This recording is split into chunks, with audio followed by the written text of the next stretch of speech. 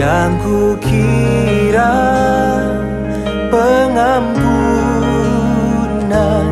yang kuterima, kasih Yesus yang abadi mengalir di Kalvari.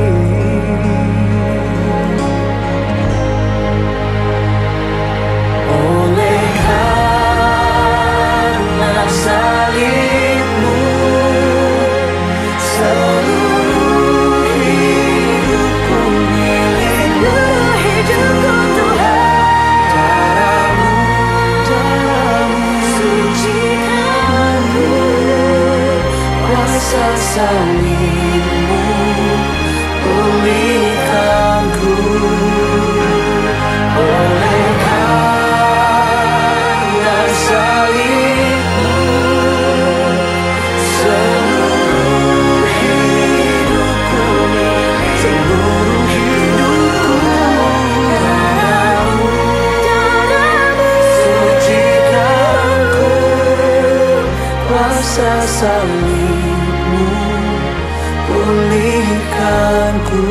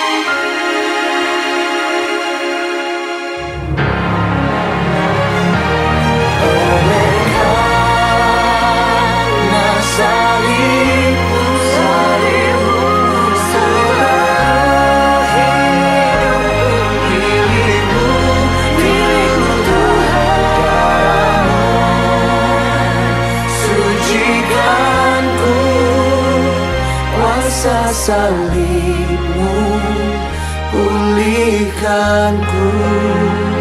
Kuasa salib, Kuasa salibmu pulihkanku.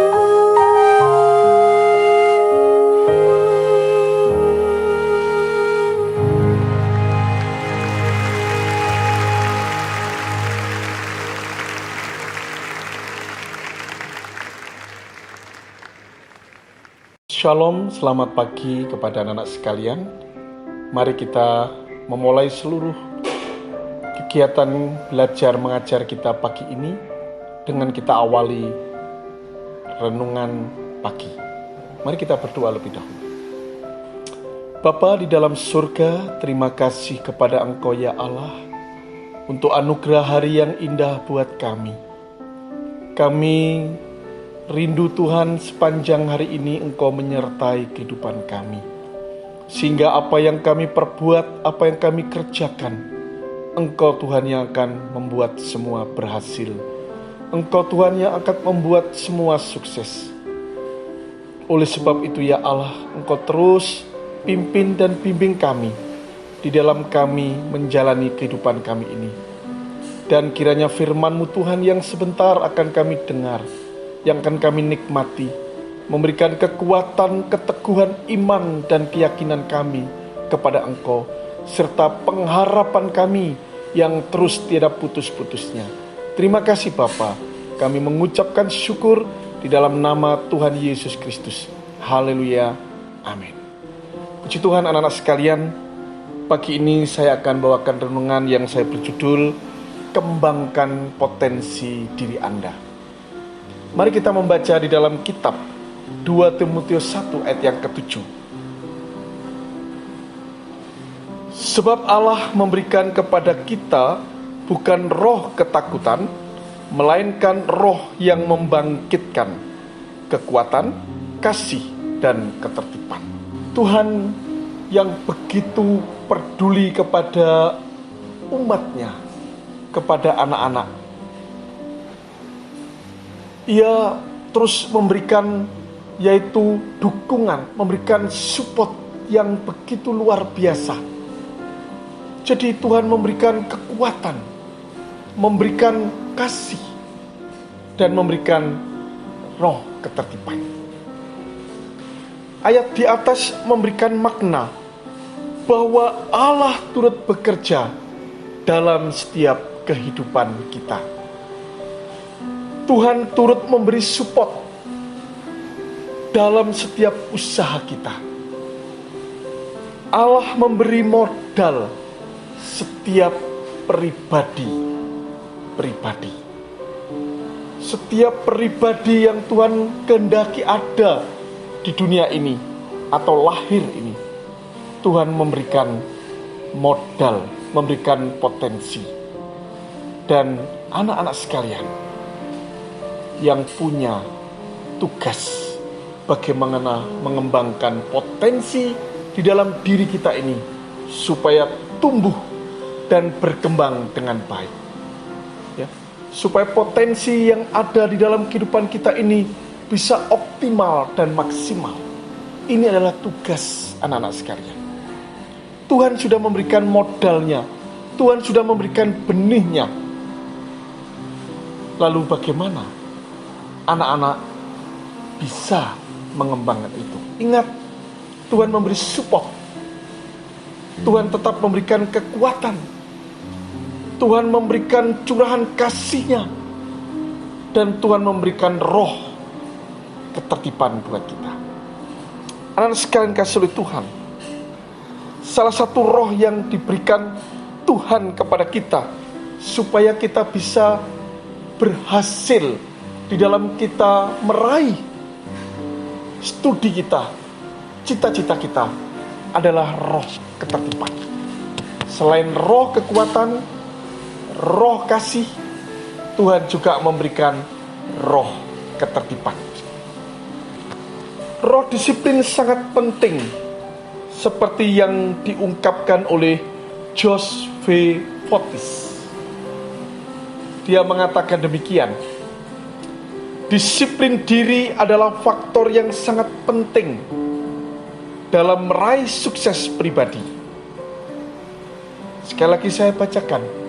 Disiplin diri adalah faktor yang sangat penting dalam meraih sukses pribadi. Anak-anak sekalian, Tuhan tahu persis bahwa seseorang untuk bisa meraih kesuksesan, bisa meraih keberhasilan, perlu ada roh disiplin, roh ketertiban. Dan Tuhan menganugerahkan itu. Tuhan mengaruniakan itu. Ya, anak-anak sekalian, disiplin di sini adalah sepadan, ada analoginya adalah integritas. Orang akan memiliki integritas tinggi kalau dia sudah punya disiplin. Dan integritas itu adalah salah satu modal juga untuk kita bisa berhasil atau sukses. Pertanyaannya, bagaimana cara mengembangkan diri itu? Bagaimana supaya potensi diri kita itu bisa tumbuh, bisa optimal? Jawabannya anak-anak adalah, jangan izinkan apapun mematahkan semangat Anda. Ya, jangan izinkan apapun mematahkan semangat Anda. Ini yang akan memberikan kekuatan di dalam diri kita untuk kita boleh mengembangkan potensi diri kita. Ketika kita masih punya semangat, ketika kita masih punya pengharapan yang besar di masa depan kita ini. Ya. Ada beberapa clue atau cara yang ingin kami berikan supaya anak-anak tidak sampai patah semangat. Di dalam Roma 12 ayat yang ke-11. Di dalam Roma 12 ayat yang ke-11 mengatakan demikian. Janganlah hendaknya kerajinanmu kendor, biarlah rohmu menyala-nyala dan layanilah Tuhan. Ada dua hal yang Rasul Paulus nasihatkan kepada jemaat yang ada di Roma, supaya ia tetap memiliki semangat yang kuat, tetap memiliki gairah yang besar di dalam melayani Tuhan, di dalam berkarya, di dalam studi, ataupun di dalam kita melakukan pekerjaan-pekerjaan kita. Yaitu yang pertama, jangan kerajinanmu kendor. Atau bahasa yang lebih tepat lagi, jangan malas. Malas adalah suatu penyakit yang sangat berbahaya bagi anak-anak ketika kita di dalam berjuang ini, di dalam kita mengerjakan atau melaksanakan studi kita ini. Ya, kalau kita malas, itu memastikan hidup kita tidak akan pernah berhasil. Ya. Jadi penyakit yang paling berbahaya pada diri kita sebagai pelajar ketika ada kemalasan. Ya. Karakter malas ini yang membuat kita terhalang di dalam kita meraih kesuksesan. Ya. Jangan sampai kerajinanmu kendor. Jangan sampai kerajinanmu itu kendor. Demikian nasihat Rasul Paulus. Yang kedua, tetap memiliki gairah atau tidak gampang putus asa. Roh yang ada dalam diri kita terus menyala-nyala, ya, menyala-nyala, supaya kita memiliki gairah di dalam kita berjuang atau mengerjakan pekerjaan kita. Dalam hal ini kalian sebagai para pelajar. Yang kedua, anak-anak sekalian, kita lihat di dalam kitab Yosua 1 ayat 6 sampai ayat yang ke-7. Yosua 1 ayat 6 dan ayat yang ke-7. Kuatkan dan teguhkanlah hatimu, Sebab Engkaulah yang akan memimpin bangsa ini memiliki negeri yang kujanjikan dengan bersumpah kepada nenek moyang mereka untuk diberikan kepada mereka. Hanya kuatkan dan teguhkanlah hatimu dengan sungguh-sungguh. Bertindaklah hati-hati sesuai dengan seluruh hukum yang telah diperintahkan kepadamu oleh hamba-Ku Musa. Janganlah menyimpang ke kanan atau ke kiri, supaya engkau beruntung kemanapun engkau pergi. Anak-anak sekalian, di dalam kitab Yosua, Tuhan berbicara sendiri kepada Yosua, ya, sebagai pemimpin muda yang akan dibuat oleh Tuhan sukses dan berhasil. Tuhan menasihatkan yang pertama, yaitu memiliki pendirian yang kuat, tidak lemah, ya, teguh hatinya, keyakinannya kuat, tidak gampang tergoncangkan, tidak gampang terombang-ambing atau terpengaruh dengan berbagai-bagai, yaitu perkataan atau bujukan-bujukan yang negatif. Tetapi hatinya teguh, hatinya yang kuat, memiliki pengharapan yang kuat, dan benar-benar memiliki satu keyakinan ketika ia ingin mencapai sesuatu. Ya. Orang yang punya keyakinan dalam mencapai sesuatu, dia tuh akan berjuang, dia akan melakukan segala daya upaya sehingga dia dapat meraih apa yang dia inginkan. Itu orang yang teguh hatinya, orang yang kuat hatinya, orang yang tidak lembek, tidak lemah di dalam meraih keinginan atau cita-citanya. Ini yang menjadi kunci untuk keberhasilan. Sebabnya Tuhan tekankan benar-benar kepada Yosua, kuatkan dan teguhkan hatimu. Ketika Yosua mendapat tugas untuk yaitu menjadi pemimpin bagi bangsa Israel, ya, perlu punya keteguhan dan kekuatan hatinya. Tidak gampang terpengaruh dengan kondisi apapun yang dihadapi, kondisi apapun yang telah menghimpit kehidupannya. Tidak boleh sampai lemah, harus kuat. Ini nasihat firman Tuhan yang disampaikan kepada Yosua. Demikian pula kepada anak-anak. Ketika anak-anak kuat, kokoh di dalam meraih cita-citanya, di dalam mengejar cita-citanya, di dalam berjuang untuk masa depan, jangan gampang terpengaruh dengan keadaan lingkungan. Pandangan tetap ke depan. Jangan sampai kita menyimpang ke kanan atau ke kiri. Lurus mengikuti yaitu pimpinan dan bimbingan daripada Tuhan. Yang kedua, nasihat yang disampaikan oleh Tuhan kepada Yosua, taat dan patuh kepada firman Allah. Tuhan mengatakan jangan kamu menyimpang ke kanan atau ke kiri, tetapi ikuti seluruh hukum yang telah diperintahkan kepadamu oleh hamba-Ku Musa. Jadi taat dan patuh kepada firman Allah ini satu kunci di dalam kita bisa meraih yaitu kemenangan, meraih kesuksesan, meraih keberhasilan di dalam kehidupan kita. Ya, taat dan patuh kepada firman Tuhan. Sebab firman Tuhan itu adalah cahaya, firman Tuhan adalah suluh yang menerangi perjalanan kehidupan kita.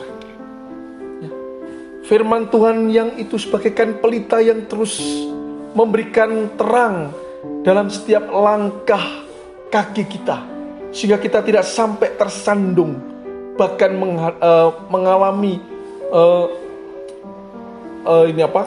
terperosok atau kita sampai jatuh. Tetapi firman Tuhan yang bagaikan suluh itu akan memberikan terang sehingga jalan kita boleh dengan enak dan nyaman kita berjalan. ya. Hidup kita tidak dipengaruhi oleh banyak persoalan-persoalan di sekitar kita. Kita tidak tergoda oleh pengaruh-pengaruh negatif. Tetapi kita akan terus berjalan lurus ketika kita taat dan patuh kepada firman Allah. Anak-anak sekalian, inilah yaitu cara supaya kita tidak patah semangat. Ya. Sekali lagi firman Tuhan, nasihat firman Tuhan pagi ini, mari kita kembangkan yaitu potensi diri kita, karena Tuhan sudah mengasih modal dan potensi itu. Kita yang punya tugas mengembangkan potensi itu, yaitu rahasianya, jangan sampai kita patah semangat, jangan sampai kita putus asa. Agar kita tidak putus asa, tidak semangat, tetap semangat, kita harus selalu rajin ya, mengerjakan bagian kita. Roh yang ada dalam hidup kita ini harus tetap menyala-nyala, yaitu memiliki gairah, memiliki yaitu semangat yang besar. Dan kita harus teguh hati kita, kuat hati kita di dalam kita mengejar cita-cita kita ini. Serta kita harus taat dan patuh kepada firman Tuhan. Semoga anak-anak sekalian nasihat firman Tuhan ini boleh memberikan keteduhan dan kekuatan buat anak-anak sekalian di dalam menempuh studi ini. Puji Tuhan, mari kita akhiri dan kita berdoa. Terima kasih Bapa, kami mengucap syukur untuk nasihat kebenaran firman-Mu. Biarlah Tuhan firman-Mu ini saja Bapa, yang akan menjadi penuntun dalam setiap kehidupan kami. Di dalam kami mengiring Engkau, di dalam kami mengikuti Engkau Tuhan, di dalam kami melayani Engkau. Biar hanya kebenaran firman-Mu saja Tuhan, yang menjadi fokus di dalam setiap apa yang kami lakukan dalam kehidupan kami ini. Karena kami mempercayai Tuhan, bahwa firman-Mu lah sebagai cahaya terang di dalam hati dan pikiran kami. Terima kasih Bapa, kami akan melaksanakan setiap tugas kewajiban kami sepanjang hari ini. Kiranya Allah Tuhan menolong kami. Di dalam nama Tuhan Yesus Kristus, haleluya, amin. Puji Tuhan, Tuhan memberkati kita semuanya, haleluya.